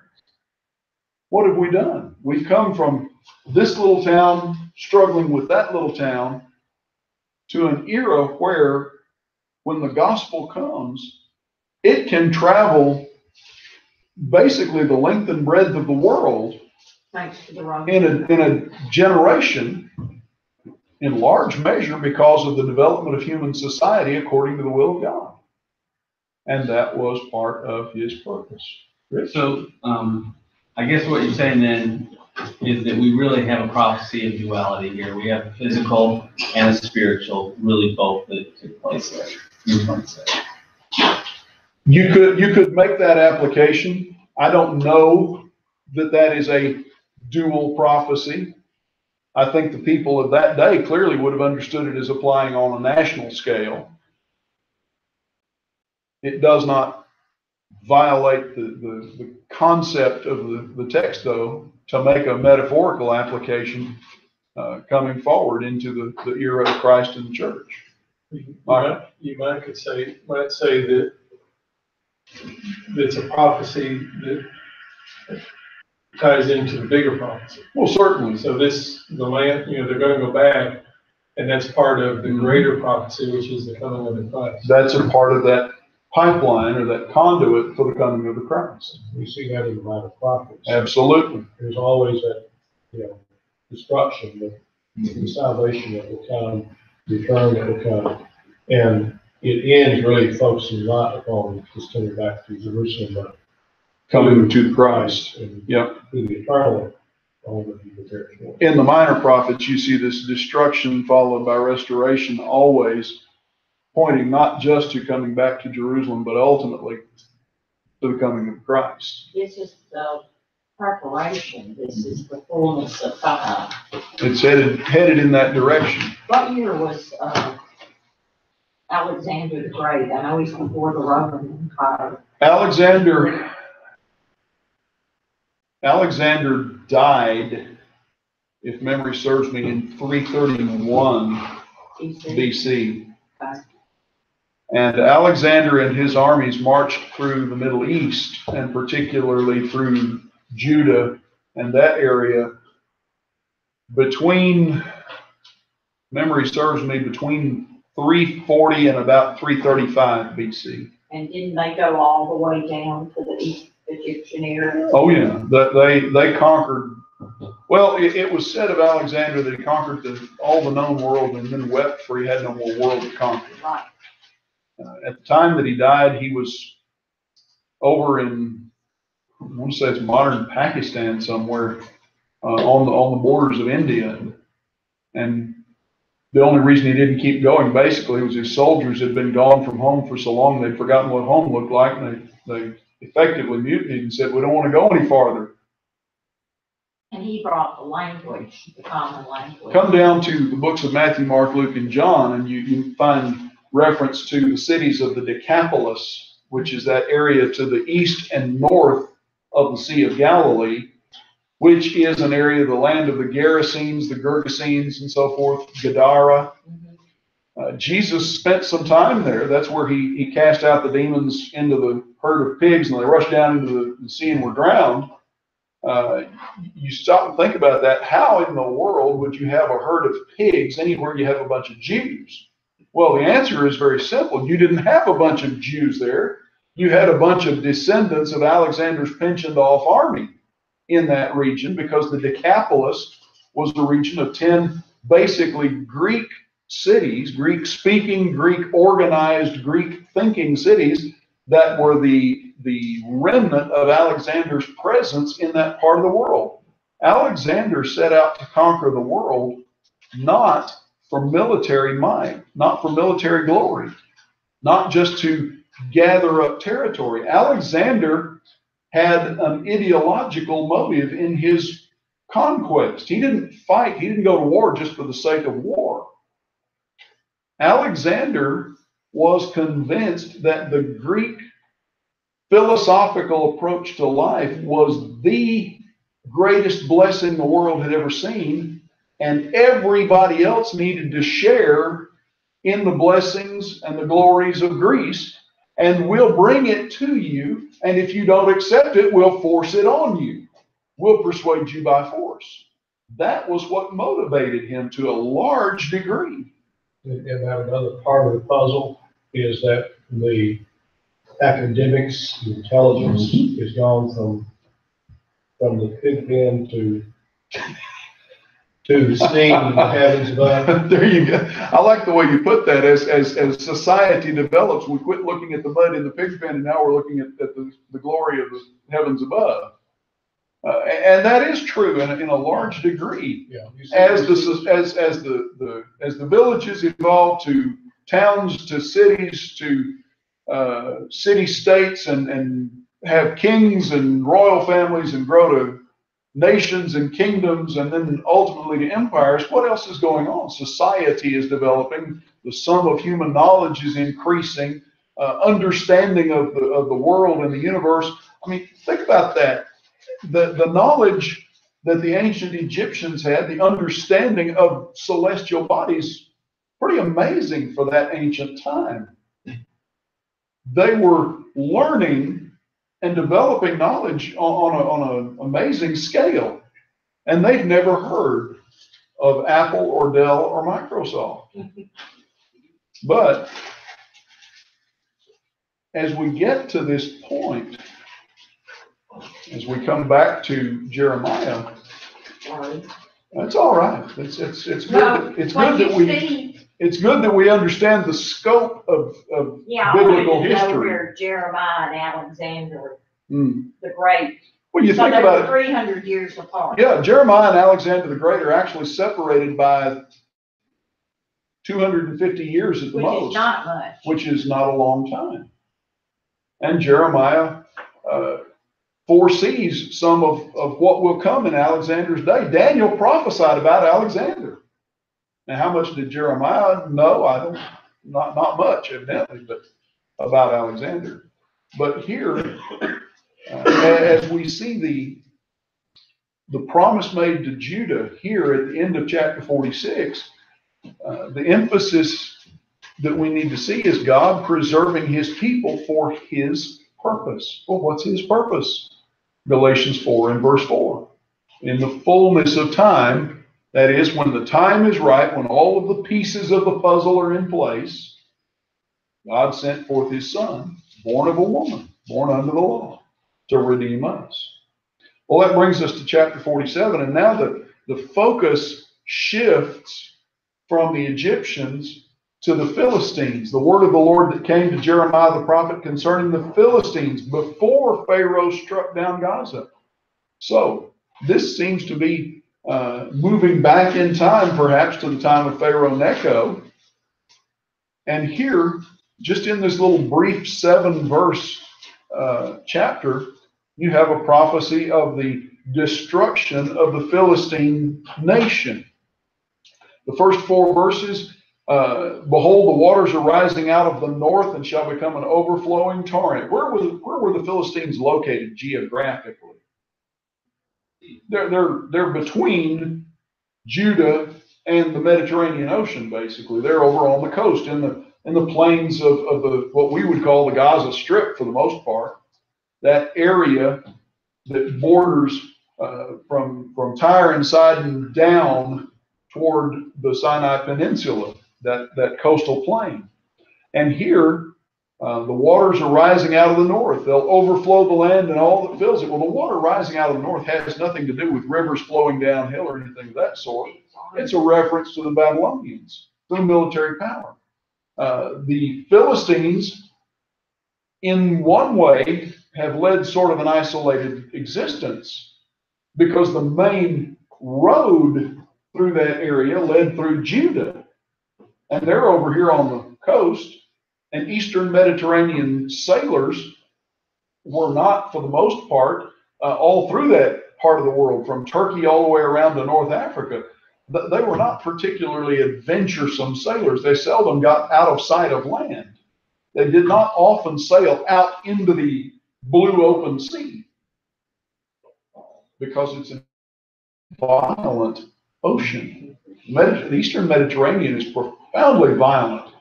Even well into the 20th century, the British Navy and modern warships did not and does not put to sea when the weather's bad because they lose ships in that part of the world. That's why Paul. That's why in the migrations from North Africa, from Libya and places like that, from there across to Italy in the 21st century, these refugee migrations have been so profoundly dangerous, and so many lives have been lost because you try to cross that part of the ocean in the wrong time of year, it's pretty well guaranteed you're going to sink your ship.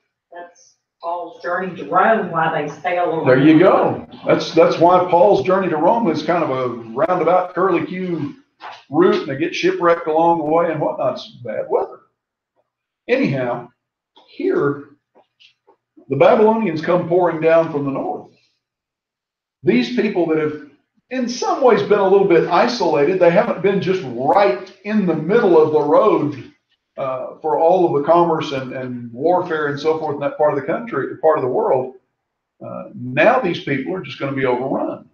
The Philistines have a long history with the Jews, going back at least until the time of David. You remember David hid out in Ziklag at one point and associated with the Philistines, and they have been, during the time of the judges, they were one of the nations that God allowed at times to rise up and cause trouble for the children of Israel because of Israel's ungodliness. But you look down here at verse 4, the day that is coming to destroy all of the Philistines, to cut off from Tyre and Sidon every helper that remains. The Lord is destroying the Philistines, the remnant of the coastland of Caphtor. And then in the last couple of verses here, you have this image of the devouring sword. The baldness has come upon Gaza. Ashkelon has perished, and so forth. Baldness in this context is not me losing my hair. Baldness in this context is someone's head being shaved, them being humiliated. You'll remember there are several incidents in the Old Testament where emissaries of this kingdom or that kingdom were brought in and they were shaved and their beards were cut off and so forth. It was a sign of humiliation. And that's what's going on for the Philistines here. Verse 6, sword of the Lord, how long till you are quiet? Put yourself into your scabbard, rest and be still. How can it be quiet when the Lord has given it a charge, a commandment against Ashkelon and against the seashore he has appointed it? In other words, the Philistines, there's no future in being a Philistine. God has prophesied against you, and there's no turning him aside. Now, the Philistines worshipped Dagon. They worshipped a god that looked like a man with the head of a fish. Go back to the days of I'm about to give you the wrong time frame here. The days of Saul bringing the Ark of the Covenant out in conflict with the Philistines, and what happens? The Philistines capture it. Foolish Saul is trying to use the Ark of the Covenant like a lucky charm or a talisman or something, and winds up losing it. And the Philistines carry it home to their temple to Dagon, lay it in the temple as a spoil of war. And what happens the next day? Here's Dagon on his face before the Ark of the Covenant. Tells you a lot that they have to stand him up again. Well, it then cuts off his hands. Yeah, it goes on from there, and they finally decide this is not a good thing to have around. Well, they move it around a little, right? Yes. They move it around thinking, we'll put it over here and be okay. It's not. Yeah, we'll get it a little farther from Judah, a little farther. This is not doing us any good. Get rid of it. Stick it on the donkey. Yes. Put it on a cart and get rid of it. But anyhow, thank you. 1 Samuel 5. That is Saul's time frame. No, it's Eli's time frame. That's right. Just before Saul. Told you I was going to get the wrong time frame on that. Do what? I think there's something about tumors and rats involved too. Yes, it had rather an unpleasant impact on the priests of Dagon and so forth. Anyhow, come to chapter 48 They now. actually brought a statue of Dagon to the High in Atlanta several years ago. And it was sort of exciting, to see something that you read about in the Bible. Mm-hmm. I didn't know that. Yeah. I've never been to the High Museum. I'll have to do They that have these days. Disney, things from the Louvre and stuff. I didn't get to see the Chinese. what's the word I'm looking for?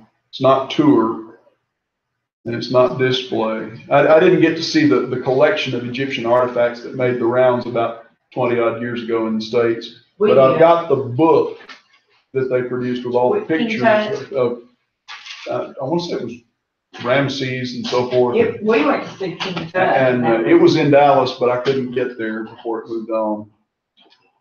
Anyhow, you come to chapter 48, and now we have prophecy against Moab. And remember, these folks now are kinfolks to Israel.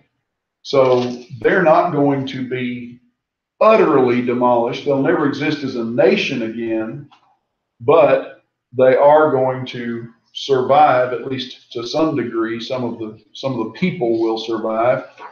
You look here in chapter 48, and there are several things that stand out. Number one is that God is merciful even to those who sin.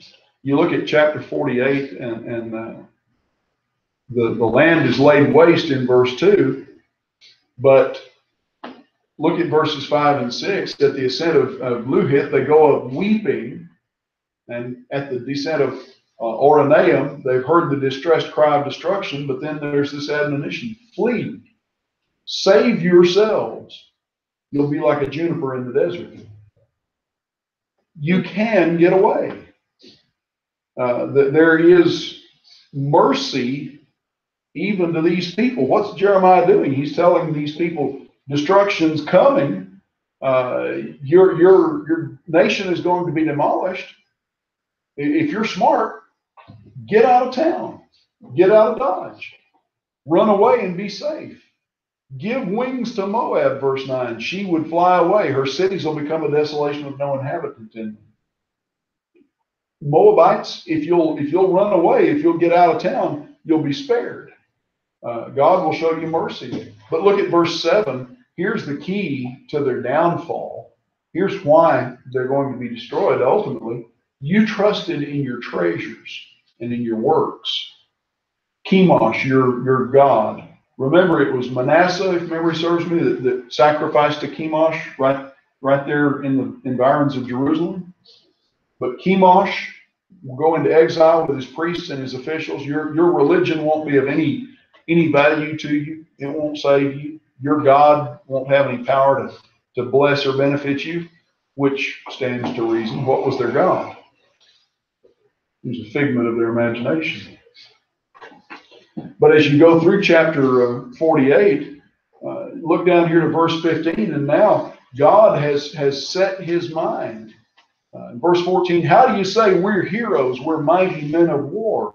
The destroyer of Moab and his cities has come up, and the choicest of his young men have gone down to slaughter, declares the King, whose name is the Lord of hosts.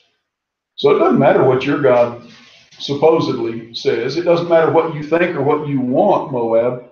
Here's what the God who rules has decreed. Here's what's going to take place.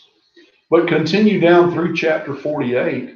Moab is being put to shame down here in verse 20. Judgment has come upon the tableland, the flat land of Moab, in verse 21. Leave the cities, dwell in the rock, verse 28. Go hide, go find a secure spot. But look at verse 29. Here's reason number 2. Reason number 1, they trusted in their works and their wealth.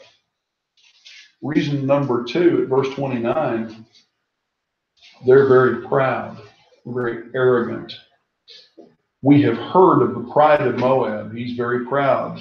We've heard of his loftiness, his arrogance, the haughtiness or the highness of his heart. These are people who have exalted themselves. And so they're going to wind up being judged because of it. Judgment has come upon them.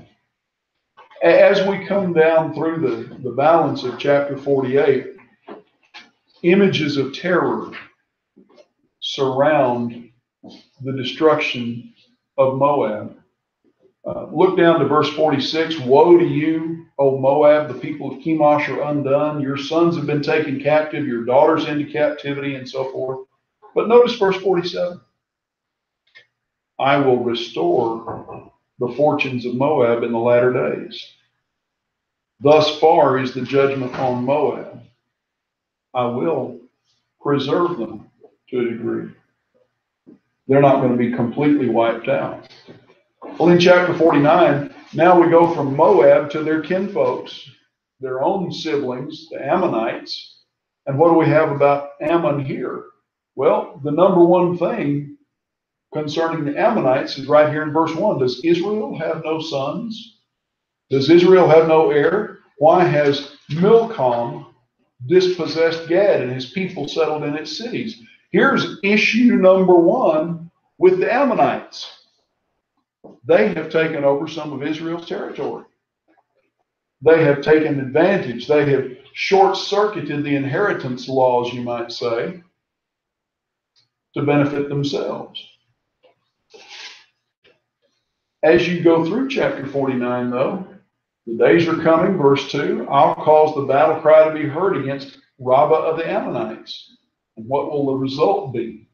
Ammon's dispossessed and made desolate. There will be, the prophecy is very similar to the Moabites here. Milcom and his priests go into exile too. Their false religion, their idolatry is banished. But notice in verses 4 and 5, the question is asked, why do you boast about your daughters, or about your valleys rather, O faithless daughter? Why do you brag about your prosperity, basically? Think about the setting here. What was the benefit of a valley geographically in a land like this? Ability to bear food. Okay, it's an agrarian area. It's a place you can. It's tough to farm the side of a mountain. History says there are the three reasons you made settled was the ability for food, Yeah. the ability for water, and the ability for safety. There you go. Those are the reasons to settle in the valley instead of on the hills, which you go back to the days of Abraham and Lot and you look at the offer that Abraham makes to Lot, and when you understand that, it just magnifies all the more the generosity he was showing. You pick the area you want, whatever you don't want, I'll take. But here, Ammon is settled in a valley, so to speak. You've got good land, you've got good water, you've got an area that's comparatively secure. And what's the net result? You got arrogant. You're going to get it taken away. You're going to lose it all. You look at verse 5 here. Jeremiah prophesies about their leadership. I will bring terror upon you from all who are around you. You'll be driven out with no one to gather the fugitives. Nobody to circle the wagons, nobody to bring everybody back together. Just wanderers, basically. In the aftermath of World War II, even before the Soviets finally released many of their captives in the late 40s, those who survived the devastation of the Nazi Empire had been scattered all across Europe. You had Frenchmen in Russia and Eastern Europeans in France and people from the north and the south and the south and the north. And when the war ended, they were just turned loose. They were DPs, according to the Allies. They were displaced persons. They didn't have any passports, any papers, many of them. Had no way of documenting or proving who they were, where they were from, or where they belonged. And a lot of them had to make their own way across the whole of the European continent to get back to where they belonged, where they'd come from. Well, here you have Jeremiah telling Ammon, when God is done with you, you're going to be like those displaced persons. You're not going to have anybody to gather you up and put you back together. But I will, verse 6, afterward, restore the fortunes of the Ammonites. So they're not completely obliterated. They are kinfolks of Israel. In the rest of the chapter, rest of 49, or most of 49, we get down to the Edomites, the descendants of Esau. Is wisdom no more in Teman? Has counsel perished from the prudent? Has their wisdom vanished? Is there nobody that can recognize what's coming? Flee, turn back, dwell in the depths, O inhabitants of Eden, and so forth. All of this is to say, your arrogance, your pride, is going to wind up being your downfall, which agrees perfectly, as we pointed out with Obadiah a little while ago. They rejoiced in the troubles of their kinfolks. They saw Israel being punished, and instead of having not necessarily even sympathy, but just having a human feeling for them, what did they do? All they saw was an opportunity to profit themselves. All they saw was a sense of misplaced vindication. We're in an impregnable place. That couldn't happen to us. Well, guess what? Yes, it can. Seems like I read once upon a time in a book something about let him that thinketh he standeth take heed lest he fall. Well, that was Edom's problem. Through the rest of chapter 49, we have judgment against Damascus, the Assyrians, ancestry in part of some of the Samaritans later on, and then against Kedar and Hazor in the rest of the chapter, and finally Elam down here near the end of the chapter at verse 34. And the gist of all of these prophecies is the same. You have opposed God. You have exalted yourselves.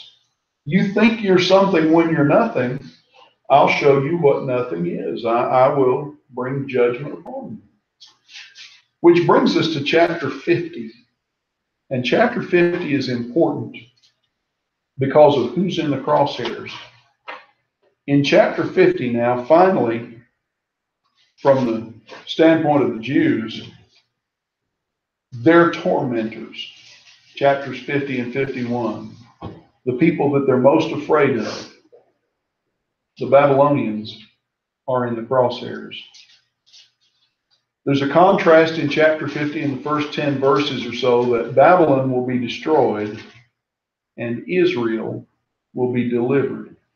Verse 4, in those days and at that time, declares the Lord, the people of Israel and of Judah shall come together, weeping as they come, and they shall seek the Lord their God. They shall ask the way to Zion with faces turned toward it, saying, come, let us join ourselves to the Lord in an everlasting covenant that will never be forgotten. Historically, as a nation, they'll be restored. But that everlasting covenant has very little to do with going back to Jerusalem. That looks farther forward, not to material restoration, but to spiritual restoration in Christ. That in some ways parallels Jeremiah 31. My people have been lost sheep, their shepherds led them astray. They've forgotten their fold. All who found them devoured them. They've lost. They've sinned against their habitation of righteousness. But ultimately, what happens? I'm stirring up against Babylon now, a gathering of great nations. What's going to happen to the Babylonians?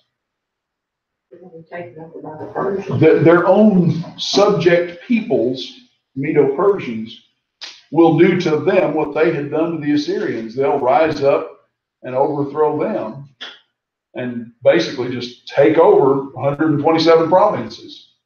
It's not quite a bloodless coup because they do have to infest the city, invade and invest and infest the city.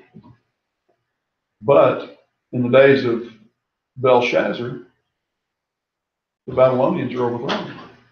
Daniel survives that, though, and goes on to serve the Medo-Persians. They took over the government, basically just replaced who's in charge, and left everything else largely intact. It was not entirely bloodless, but pretty close to it. Throughout chapter 50, you have a series of contrasts. Babylon's destroyed, Israel's delivered. Then in verses 11 through 20, you have a cycle that repeats. Babylon is laid waste, is desolate. You rejoice, exalt. You plundered my heritage. You frolic like a heifer in the pasture. But here's what's going to happen. You'll be disgraced. Your mother will be ashamed, and so forth. You'll be brought down. You set yourselves against Babylon all around, all you who bend the bow and shoot at her, she sinned against the Lord. Here's the instruction down here in verse 14. Raise a shout against her. She surrendered. But in verse 17, here's the contrast. Israel is a hunted sheep driven away by lions. First the king of Assyria, now at last Nebuchadnezzar, the king of Babylon. Here's what the Lord says. I'm bringing punishment on the king of Babylon and his land as I punished the king of Assyria, and I will restore Israel to his pasture. Desolation for Babylon, restoration for Israel. Pick up at verse 21, go down the next series of verses. This cycle repeats, or this image repeats. God visiting Babylon, that is, bringing destruction upon them. The hammer of the whole earth is cut down and broken, verse 21. But on the other hand, what happens to Israel? Israel is vindicated. Declare in Zion the vengeance of the Lord our God, vengeance for his temple, verse 28. And then the rest of this section from 29 down to 34, bring the archers against Babylon, camp against them. Here's what you did to other nations and to Israel particularly. Here's what's going to happen to you. But in the meantime, what happens to Judah? All the people of Judah, people of Israel are oppressed. Those who took them captive have held them fast, refused to let them go. Verse 34, their Redeemer is strong. The Lord of the hosts, or the Lord of hosts is his name, and he'll plead their cause and give rest to the earth, but unrest to the inhabitants of Babylon. The rest of this chapter and on into chapter 51 deals with the destruction of Babylon. It's in the notes you'll find several points. It's a thorough destruction. It's ruthless. God is not going to spare them. There is an admonition to Israel at the beginning of chapter 51, starting down here in verse 6, flee from Babylon. Let everyone save his life. Don't be cut off in her punishment. In other words, to the Jews, basically, they're being warned, when you see the tide turning, when you see the Medo-Persians rising, you need to get out of the way. You're still a subject people. You're not going home just yet. You've got to wait for Cyrus for that. But get out of the way. Don't be caught up in the destruction.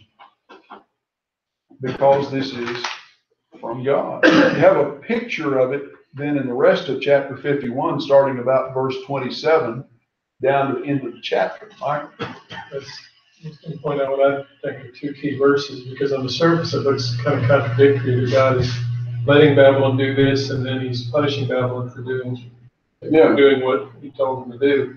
But Jeremiah 50, 31, and 32 explains the change. Behold, I'm against thee, O thou most proud.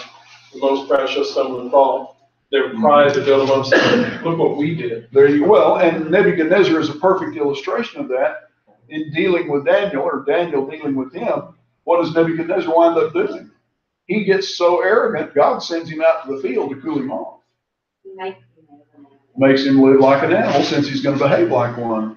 So when we study the minor prophets, it seems like each nation that rose to carry out God's punishment against Judah or Israel eventually got big-headed, and that's why they were taken out. There you go. The pride of Judah caused their punishment. Then the pride of those who God used to punish them caused their downfall. In each case, well, Babylon as an example. Babylon, in conquering Judah and Jerusalem, went beyond what was necessary. They went too far. As you say, they got big-headed. They went beyond what God authorized them to do, basically. And so God takes them out. God punishes them. It's a little bit like the Assyrians dealing with Israel, the northern kingdom, beforehand. They came right to the doors of Jerusalem and then were turned aside. But why did the Assyrians fall? Go back to Nahum. God warned them the second time. They didn't heed the warning the second time. And so along come Nebuchadnezzar and the Babylonians to dispossess them and inherit their empire. And when they approached Jerusalem and Hezekiah, they said, we've taken all these other nations, your God can't stop us. Well, and not only that, if memory serves me, does not Rabshakeh even assert, your God has brought us on you? He starts with that. Yeah. He comes back and says, but who is your God that can stand against us? So, as you say, they got the big head. They got out of control, as it were, as each of these nations did in turn. Well, our time is gone, but if you'll bear with me just a minute, we'll take just a quick look here at the end of chapter 51. Pick up at verse 59 in chapter 51. 58 says, "Thus says the Lord of hosts, the broad wall of Babylon shall be leveled to the ground. Her high gates shall be burned with fire. The peoples labor for nothing, and the nations weary themselves only for fire. The word that Jeremiah the prophet commanded Sariah, the son of Neriah, son of Messiah, when he went with Zedekiah, king of Judah, to Babylon in the 4th year of his reign. Sariah was the quartermaster." Well, what goes on here at the end is a history of the prophecy about Babylon, about what was going on, about why all this was taking place. Verse 62, "You say, O Lord, you have said concerning this place that you'll cut it off. Nothing shall dwell in it, neither man nor beast, and it shall be desolate forever. When you finish reading this book, tie a stone to it, cast it in the middle of the Euphrates, and say, Thus shall Babylon sink, to rise no more, because of the disaster that I'm bringing upon her, and they shall become exhausted. Thus far are the words of Jeremiah." We'll stop at this point. We'll pick up chapter 52 next week and look at the book of Lamentations, Lord willing. Thoughts or questions or comments? You see a preacher that said he came to fill 2 buckets, one with a cup and one with a bucket. Do what now? There used to be an old preacher that would come and say, he would come, some people come with a cup and some people come with a bucket. Oh, okay. And he aimed to fill both. Well, I can feel. well, good. I appreciate that. My head's at saturation point. It all runs together after a while, doesn't it? It takes a little time to digest again. You really see the bigger picture when you look at Jeremiah in the context of the whole Bible. Not only when you look at Jeremiah, When you look at all the but even when you just go back and read secular history of this time, and you begin to realize these events that maybe the writer of this history or that history is trying to explain entirely from a cultural or a political standpoint, you're only seeing part of the picture, fella. You're missing God's finger in this.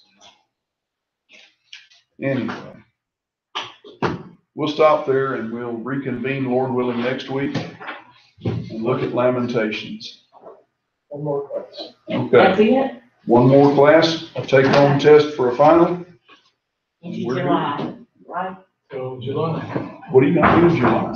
Dan Winkle, just some little bitty preacher. Short course, yes. Some little bitty preacher. Well, He's from Texas too. yes, I know Tony skinned out momentarily, but let's go ahead and pray together before we dismiss. Father, our God, thank you for bringing us together tonight, allowing us to be here, for granting us your word, giving us the ability to understand and apply it. Father, as we've looked at such judgment and devastation on so many because of sin, help us to be wise and to learn the lesson that you want us to from these events, to walk faithfully with you, to trust you, to not lift ourselves up and put our trust in our own pride and wisdom. We ask now, Father, that you watch over us, that you prosper us in the kingdom, that you see us safely home and rest us well through the night. In Jesus' name we pray.